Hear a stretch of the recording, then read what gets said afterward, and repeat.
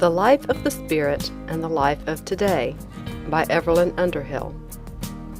Chapter 3, Part A. Psychology and the Life of the Spirit. 1. The Analysis of Mind. Having interrogated history in our attempt to discover the essential character of the life of the Spirit wherever it is found, we are now to see what psychology has to tell us or hint to us of its nature, and of the relation in which it stands to the mechanism of our psychic life. It is hardly necessary to say that such an inquiry, fully carried out, would be a life work. Moreover, it is an inquiry in which we are not yet in a position to undertake. True, more and more material is daily becoming available for it, but many of the principles involved are even yet obscure. Therefore, any conclusions at which we may arrive can only be tentative, and the theories and schematic representations that we shall be obliged to use must be regarded as mere working diagrams, almost certainly of a temporary character, but useful to us because they do give us an interpretation of inner experience with which we can deal. I need not emphasize the extent in which modern developments of psychology are affecting our conceptions of the spiritual life, and our reading of many religious phenomena on which our ancestors looked with awe. When we have eliminated the more heady exaggerations of the psychoanalysts and the too violent simplifications of the behaviorists, it remains true that many problems have lately been elucidated in an unexpected and some in a helpful sense. We are learning in particular to see in true proportion those abnormal states of trance and ecstasy which were once regarded as the essentials, but are now regarded as the byproducts of the mystical life.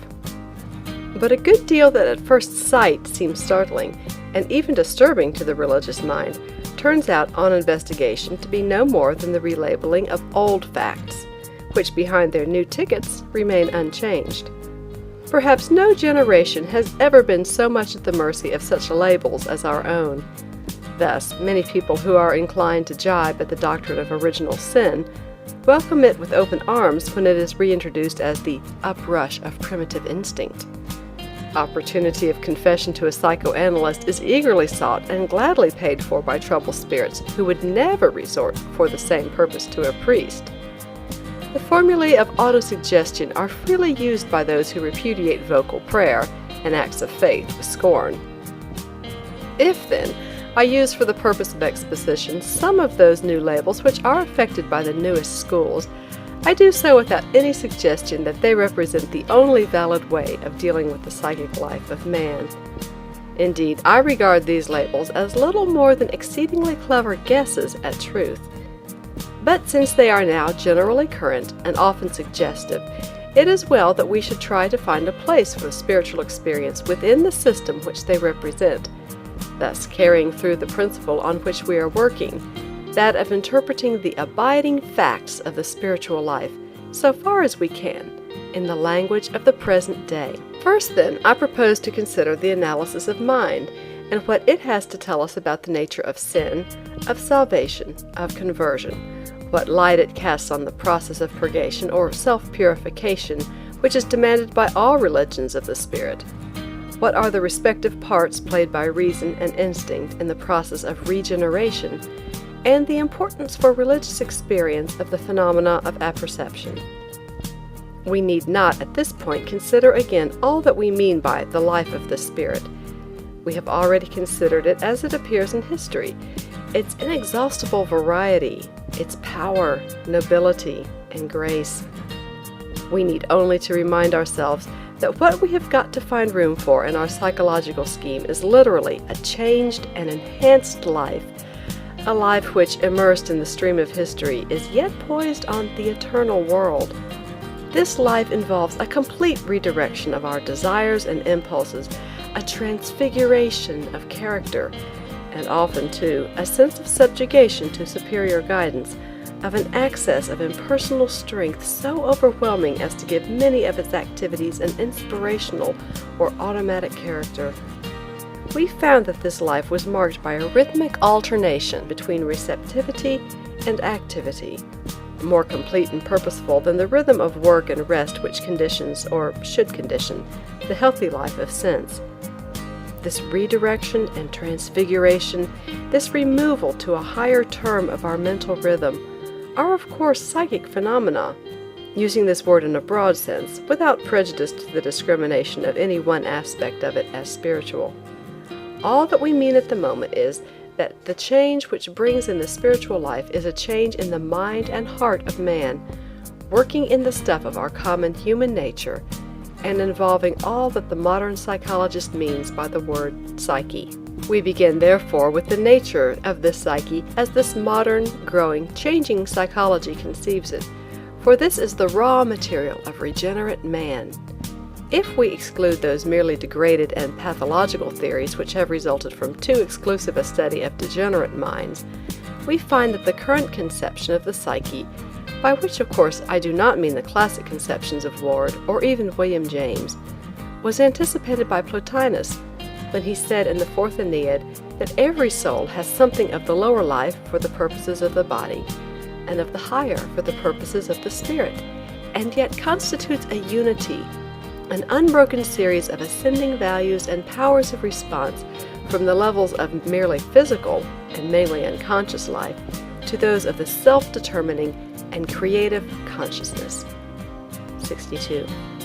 We first discover psychic energy as undifferentiated directive power, controlling response and adaptation to environment, and as it develops, ever increasing the complexity of its impulses and habits, yet never abandoning anything of its past.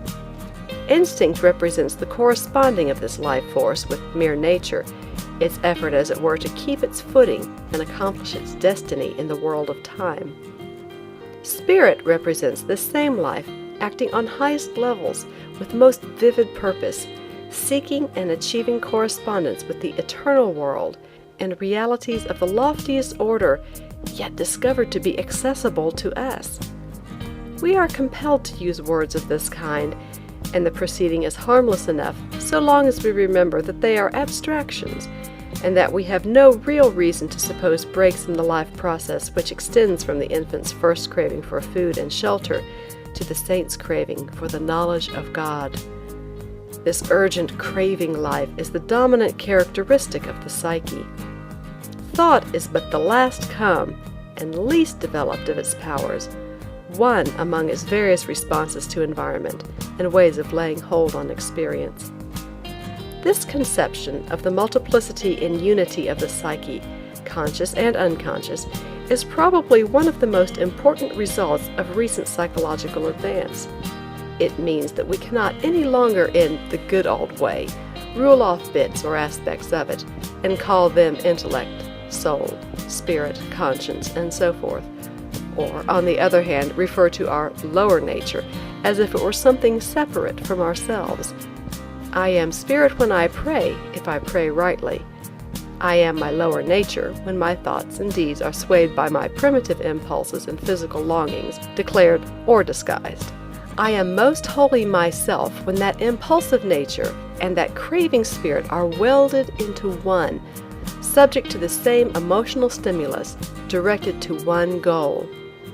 When theologians and psychologists, ignoring this unity of the self, set up arbitrary divisions, and both classes are very fond of doing so, they are merely making diagrams for their own convenience. We ourselves shall probably be compelled to do this, and the proceeding is harmless enough, so long as we recollect that these diagrams are at best symbolic pictures of fact. Specifically is it necessary to keep our heads and refuse to be led away by the constant modern talk of the primitive, unconscious, foreconscious, instinctive, and other minds which are so prominent in modern psychological literature, or by the spatial suggestions of such terms as threshold complex, channel of discharge, remembering always the central unity and non-material nature of that many-faced psychic life which is described under these various formulae. If we accept the central unity with all its implications, it follows we cannot take our superior and conscious faculties, set them apart, and call them ourselves, refusing responsibility for the more animal and less fortunate tendencies and instincts which surge up with such distressing ease and frequency from the deeps, by attributing these to nature or heredity. Indeed, more and more does it become plain that the sophisticated service mind, which alone we usually recognize, is the smallest, the least developed, and in some respects still the least important part of the real self, that whole man of impulse, thought, and desire, which it is the business of religion to capture and domesticate for God. That whole man is an animal spirit, a living, growing, plastic unit, moving towards a racial future yet unperceived by us, and carrying with him a racial past which conditions at every moment his choices, impulses, and acts. Only the most rigid self-examination will disclose to us the extent in which the jungle and the Stone Age are still active in our games, our politics, and our creeds, how many of our motives are still those of primitive man, and how many of our social institutions offer him discreet opportunity of self-expression. Here, as it seems to me, is a point at which the old thoughts of religion and the new thoughts of psychology may unite and complete one another. Here, the scientific conception of the psyche is merely restating the fundamental Christian paradox that man is truly one, a living, growing spirit, the creature and child of the divine life, and yet that there seem to be in him, as it were, two antagonistic natures, that duality which St. Paul calls the old Adam and the new Adam, the law of the flesh and the law of the spirit, the earthward tending life of mere natural impulse and the quickening life of redirected desire, the natural and the spiritual man, are conceptions which the new psychologist can hardly reject or despise. True, religion and psychology may offer different rationalizations of the facts. That which one calls original sin, the other calls the instinctive mind. But the situation each puts before us is the same. I find a law, says St. Paul, that when I would do good, evil is present with me. For I delight in the law of God after the inward man, but I see another law in my members warring against the law of my mind.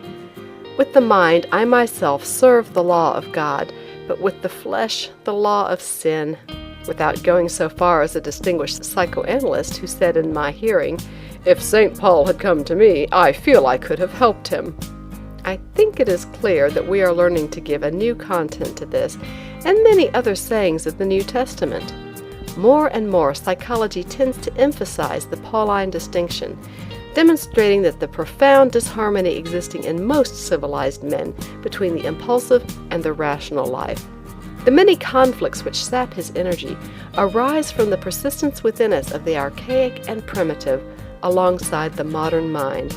It demonstrates that the many stages and constituents of our psychic past are still active in each one of us, though often below the threshold of consciousness.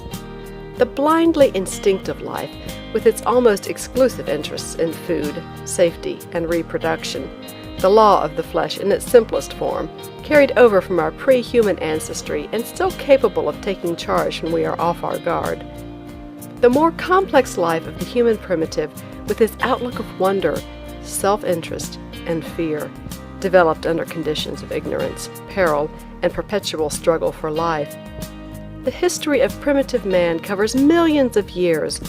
The history of civilized man, a few thousand at the most. Therefore, it is not surprising that the primitive outlook should have bitten hard into the plastic stuff of the developing psyche, and form still the infantile foundation of our mental life.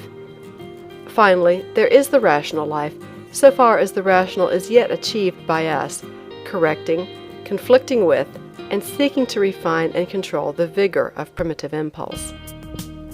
But if it is to give an account of all the facts, psychology must also point out and find place for the last comer in the evolutionary series, the rare and still rudimentary achievement of the spiritual consciousness, bearing witness that we are the children of God, and pointing not backward to the roots, but onward to the fruits of human growth.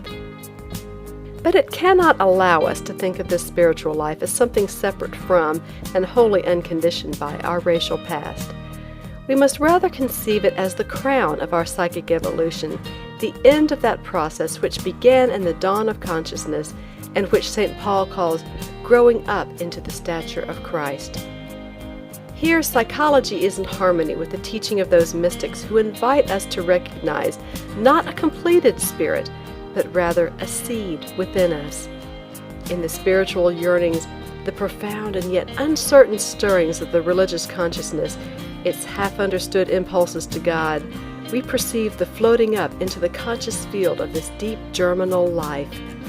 And psychology warns us, I think, that in our efforts to forward the upgrowth of the spiritual life, we must take into account those earlier types of reaction to the universe, which still continue underneath our bright modern appearance, and still inevitably condition and explain so many of our motives and our deeds. It warns us that the psychic growth of humanity is slow and uneven, and that every one of us still retains, though not always it is true in a recognizable form, many of the characters of those stages of development through which the race has passed, characters which inevitably give their color to our religious no less than to our social life. I desire, says Akimpus, to enjoy thee inwardly, but I cannot take thee. I desire to cleave to heavenly things, but fleshly things and unmortified passions depress me. I will in my mind to be above all things, but in despite of myself I am constrained to be beneath. So I, unhappy man, fight with myself, and am made grievous to myself, while the spirit seeketh what is above, and the flesh what is beneath. Oh, what I suffer within while I think on heavenly things in my mind. The company of fleshly things cometh against me when I pray. 63. O Master, says the scholar in Boehme's great dialogue, the creatures that live in me so withhold me that I cannot wholly yield and give myself up as I willingly would. 64. No psychologist has come nearer to a statement of the human situation than have these old specialists in the spiritual life. The bearing of all this on the study of organized religion is, of course, of great importance, and will be discussed in a subsequent section. All that I wish to point out now is that the beliefs and the explanations of action put forward by our rationalizing surface consciousness are often mere veils which drape the crudeness of our real desires and reactions to life, and that before life can be reintegrated about its highest centers, these real beliefs and motives must be tracked down and their humiliating character acknowledged. The ape and the tiger, in fact, are not dead in any one of us. In polite persons they are caged, which is a very different thing, and a careful introspection will teach us to recognize their snarls and chatterings, their urgent requests for more mutton chops or bananas, under the many disguises which they assume. Disguises which are not infrequently borrowed from ethics or from religion. Thus, a primitive desire for revenge often masquerades as justice, and an unedifying interest in personal safety can be discerned in at least some interpretations of atonement and some aspirations towards immortality. 65. I now go on to a second point. It will already be clear that the modern conception of the many-leveled psyche gives us a fresh standpoint from which to consider the nature of sin. It suggests to us that the essence of much sin is conservatism or atavism, that it is rooted in the tendency of the instinctive life to go on in changed circumstances, acting in the same old way.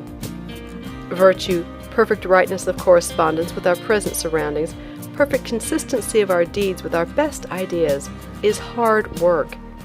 It means the sublimation of crude instinct, the steady control of impulse by such reason as we possess, and perpetually forces us to use on new and higher levels that machinery of habit formation, that power of implanting tendencies in the plastic psyche to which man owes his earthly dominance. When our unstable psychic life relaxes tension and sinks to lower levels than this, and it is always tending so to do, we are relapsing to antique methods of response, suitable to an environment which is no longer there. Few people go through life without knowing what it is to feel a sudden, even murderous impulse to destroy the obstacle in their path, or seize at all costs that which they desire. Our ancestors called these uprushes the solicitations of the devil, seeking to destroy the Christian soul, and regarded them with justice as an opportunity of testing our spiritual strength. It is true that every man has within him such a tempting spirit, but its characters can better be studied in the zoological gardens than in the convolutions of a theological hell. External reason, says Boehme, supposes that hell is far from us, but it is near us. Every one carries it in himself. 66. Many of our vices, in fact, are simply savage qualities, and some are even savage virtues in their old age. Thus, in an organized society, the acquisitiveness and self-assertion proper to a vigorous primitive dependent on his own powers survive as the sins of envy and covetousness, and are seen operating in the dishonesty of the burglar, the greed and egotism of the profiteer, and on the highest levels, the great spiritual sin of pride may be traced back to a perverted expression of that self-regarding instinct without which the individual could hardly survive. When, therefore, qualities which were once useful on their own level are outgrown, but unsublimated, and check the movement towards life spiritualization, then, whatever they may be, they belong to the body of death, not to the body of life, and are sin. Call sin a lump, none other thing than thyself, says the cloud of unknowing. 67. Capitulation to it is often brought about by mere slackness, or, as religion would say, by the mortal sin of sloth, which Julian of Norwich declares to be one of the two most deadly sicknesses of the soul. Sometimes, too, sin is deliberately indulged in because of the perverse satisfaction which this yielding to old craving gives us. The violent-tempered man becomes once more a primitive when he yields to wrath. A starved and repressed side of his nature, the old Adam, in fact, leaps up into consciousness and glories in its strength. He obtains from the explosion an immense feeling of relief, and so too with the other great natural passions, which our religious or social morality keeps in check. Even the saints have known these revenges of natural instincts too violently denied. Thoughts of obscene words and gestures came unasked to torment the pure soul of Catherine of Siena. 68. Saint Teresa complained that the devil sometimes sent her so offensive a spirit of bad temper that she could eat people up. 69. 69. Games and sport of a combative or destructive kind provide an innocent outlet for a certain amount of this unused ferocity, and indeed the chief function of games in the modern state is to help us avoid occasions of sin. The sinfulness of any deed depends, therefore, on this theory, on the extent in which it involves retrogression from the point we have achieved, failure to correspond with the light we possess. The inequality of the moral standard all over the world is a simple demonstration of this fact, for many a deed which is innocent in New Guinea would in London provoke the immediate attention of the police. Does not this view of sin, as primarily a fallback to past levels of conduct and experience, a defeat of the spirit of the future in its conflict with the undying past, give us a fresh standpoint from which we look at the idea of salvation? We know that all religions of the spirit have based their claim upon man on such an offer of salvation, on the conviction that there is something from which he needs to be rescued if he is to achieve a satisfactory life. What is it, then, from which he must be saved? I think that the answer must be from conflict, the conflict between the pull back of his racial origin and the pull forward of his spiritual destiny, the antagonism between the buried Titan and the emerging soul, each tending towards adaptation to a different order of reality. We may as well acknowledge that man as he stands is mostly full of conflicts and resistances, that the trite verse about fightings and fears within, without, does really describe the unregenerate yet sensitive mind with its ineffective struggles, its inveterate egotism, its inconsistent impulses and loves. Man's young will and reason need some reinforcement, some helping power, if they are to conquer and control his archaic, impulsive life. And this salvation, this extrication from the wrongful and atavistic claims of primitive impulse in its many strange forms, is a prime business of religion. Sometimes achieved in the sudden convulsion we call conversion, and sometimes by the slower process of education. The wrong way to do it is seen in the methods of the Puritan, and the extreme ascetic, where all animal impulse is regarded as sin and repressed, a proceeding which involves the risk of grave physical and mental disorder, and produces even at the best a bloodless pietism. The right way to do it was described once for all by Jakob Boehme when he said that it was the business of a spiritual man to harness his fiery energies to the service of the light. That is to say, change the direction of our passionate cravings for satisfaction, harmonize and devote them to spiritual ends. This is true regeneration. This is the salvation offered to man, the healing of his psychic conflict by the unification of his instinctive and his ideal life. The voice which St. Mechtilde heard saying, "Come and be reconciled," expresses the deepest need of civilized but unspiritualized humanity. This need for the conversion or remaking of the instinctive life, rather than the achievement of mere beliefs, has always been appreciated by real spiritual teachers, who are usually some generations in advance of the psychologists. Here they agree in finding the root of evil, the heart of the old man, and best promise of the new. Here is the raw material both of vice and of virtue, namely a mass of desires and cravings which are in themselves neither moral nor immoral, but natural and self-regarding. In will, imagination, and desire, says William Law, consists the life, or fiery driving, of every intelligent creature. 70. The divine voice which said to Jacopona de Todi, "Set love in order, thou that lovest me," declared one law of mental growth. 71. To use for a moment the language of mystical theology, conversion, or repentance, the first step towards the spiritual life consists in a change in the direction of these cravings and desires.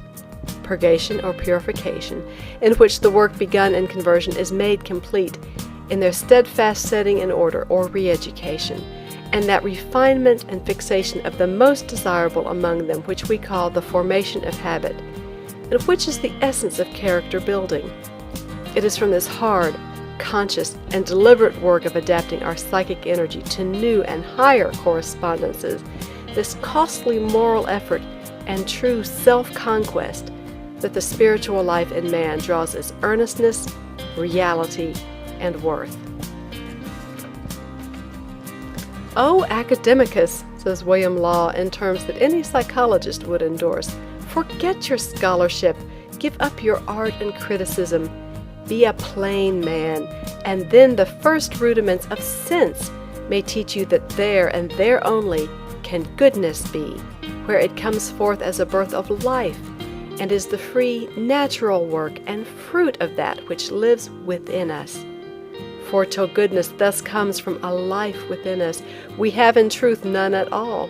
For reason, with all its doctrine, discipline, and rules, can only help us to be so good, so changed and amended, as a wild beast may be, that by restraints and methods is taught to put on a sort of tameness, though its wild nature is all the time only restrained, and in a readiness to break forth again, as occasion shall offer." 72. Our business, then, is not to restrain, but to put the wild beast to work, and use its mighty energies, for thus only shall we find the power to perform hard acts. See the young Salvation Army convert turning over the lust for drink or sexual satisfaction to the lust to save his fellow man. This transformation or sublimation is not the work of reason. His instinctive life, the main source of conduct, has been directed to a fresh channel of use. We may now look a little more closely at the character and potentialities of our instinctive life, for this life is plainly of the highest importance to us, since it will either energize or thwart all the efforts of the rational self. Current psychology, even more plainly than religion, encourages us to recognize in this powerful instinctive nature the real source of our conduct, the origin of all those dynamic personal demands, those impulses to action, which condition the full and successful life of the natural man. Instincts in the animal and the natural man are the methods by which the life force takes care of its own interests, ensures its own full development, its unimpeded forward drive. Insofar as we form part of the animal kingdom, our own safety, property, food, dominance, and the reproduction of our own type are inevitably the first objects of our instinctive care. Civilized life has disguised some of these crude demands and the behavior which is inspired by them, but their essential character remains unchanged. Love and hate, fear and wonder, self-assertion and self-abasement, the gregarious, the acquisitive, the constructive tendencies are all expressions of instinctive feeling and can be traced back to our simplest animal needs. But instincts are not fixed tendencies. They are adaptable. This can be seen clearly in the case of animals whose environment is artificially changed. In the dog, for instance, loyalty to the interests of the pack has become loyalty to his master's household. In man, too, there has already been obvious modification and sublimation of many instincts. The hunting impulse begins in the jungle and may end in the philosopher's exploration of the infinite. It is the combative instinct which drives the reformer headlong against the evils of the world, as it once drove two cavemen at each other's throats.